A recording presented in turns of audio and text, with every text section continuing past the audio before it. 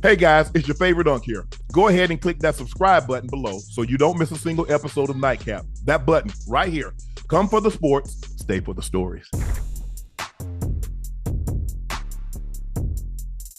Ocho, we got some bad news. Former LSU wide receiver Kyren Lacy is wanted for negligent homicide and a felony hit and run in a connection with a December 17th crash that killed one person and injured two others in Louisiana, according to state police.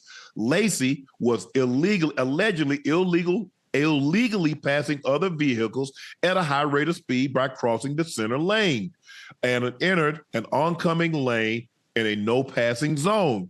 A truck swerved to avoid colliding with Lacy. The vehicle and vehicles behind it collided head on with another vehicle going in the opposite direction.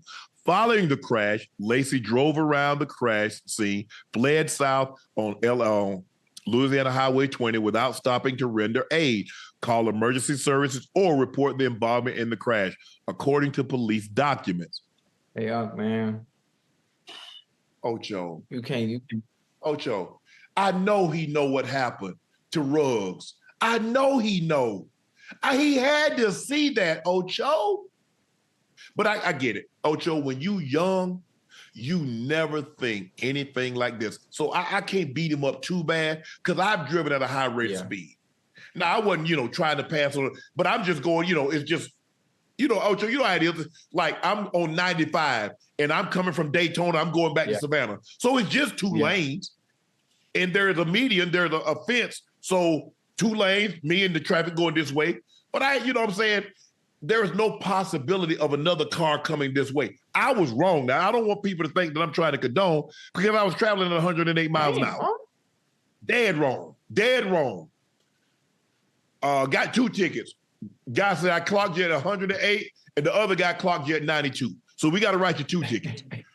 Does anybody here? Hey, they put me in the car, Ojo. They like, anybody here got driver's license that can drive the car? Let my one of the dudes that went to college with me, he drove the car. They took me to the police station. It's like a bond like $1,500. Right. I broke that thing. You know what I mean? Ojo, I was counting money. They thought I had a money counter in my pocket. I've been peeling off them money. He's like, if you don't mind, what do you do? Hey, I can't tell y'all. Then y'all gonna keep me here longer. Y'all might bring the dog to sniff the car. I can't tell you what I do, but just know I'm gonna get up out of here. But guys, you gotta just be careful. And Ocho, when you young, you believe you are invincible, especially if you're an athlete. Now, I like I said, we've been athletes our whole life, Ocho. So how we think. Man, ain't nothing gonna happen to me. You gotta add the other element to it. Now, not only do you think you're invincible when you're an athlete, when you're a good athlete at that, you're in college, you're on top of the world. But this is the other element that makes it even that much more dangerous. Money. Now they got money. Now they got money. So once you add the money to it, now you really feel you're invincible and you're not thinking right. You're not in your right state of mind. So some of the things that you do when you are young, driving fast, drinking, clubbing, having a good time, feeling that you are invincible in certain situations when normally in your right state of mind, when you're older and you're a little bit more experienced, you're not thinking about that stuff, But now you get to sit back,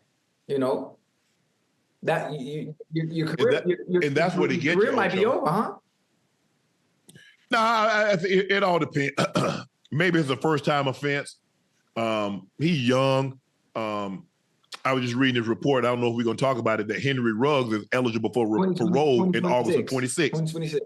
He'll be 26 years of age.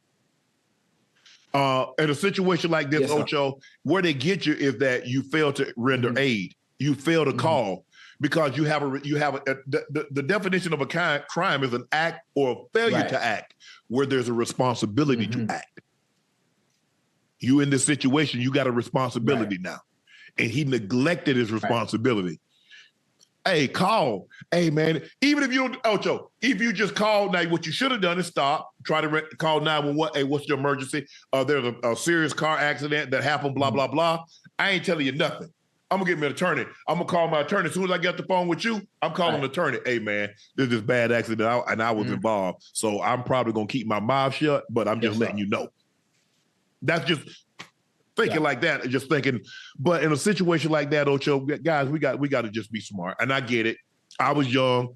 I ain't finna sit here. I ain't finna beat the man up too much because I've done some things that I look back at it like, boy, woo. Boy, Mary Porter, no, she was a God-fearing woman and she laid some prayers down because ain't no way. So situations that I was in, a lot of stuff. I told y'all some of the situations. There's some situations in that, hey, Shannon go, hey, my casket go, hey, Ocho, they might have to have my casket on a forklift because all these stories that I'm going to take with me going to make it real heavy.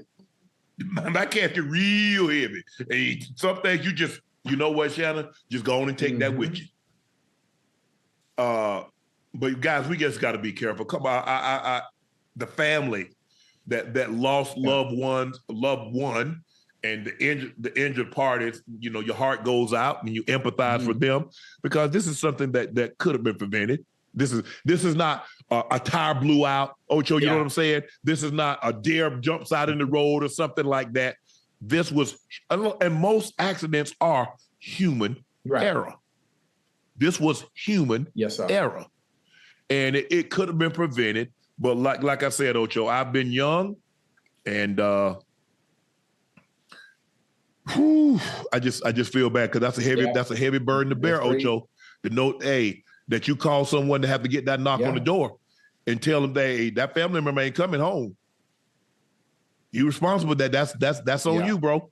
And so, guys, we just got to be smarter and try not to put ourselves in those situations. Things are going to happen, but accident. No, that's irresponsibility. Yeah, most definitely. And one thing about that man upstairs, when you're not moving the way you should move, and you're not answering or heeding to the signs that he gives you that you should slow down. Stuff like this happens to you to get you to sit down, to get you to slow down, to get you to understand you ain't moving the way you should be moving. So since you're not listening to me and the signs that I'm giving you, let me sit you down in a different way. Get your attention.